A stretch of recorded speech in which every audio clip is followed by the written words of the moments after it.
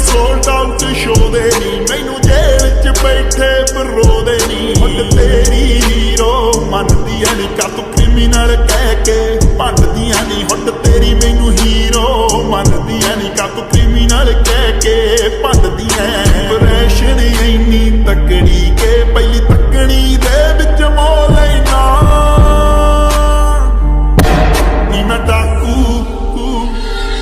ਨੀ ਮੈਂ ਡਾਕੂ ਇੱਕ ਨੰਬਰ ਦਾ ਹਾਂ ਜਿਹੜੀ ਚੀਜ਼ ਤੇ ਅੱਖੇ ਉਹ ਖੋ ਲੈਣਾ ਨੀ ਮੈਂ ਡਾਕੂ ਇੱਕ ਨੰਬਰ ਦਾ ਹਾਂ ਜਿਹੜੀ ਚੀਜ਼ ਤੇ ਅੱਖੇ ਉਹ ਖੋ ਲੈਣਾ ਮੈਂ ਡਾਕੂ ਇੱਕ ਨੰਬਰ ਦਾ ਪੱਕਾ ਮੈਂ ਸਭੀ ਕਾਰ ਕੀਤਾ ਹੀ ਮੈਂ ਡਾਕੂ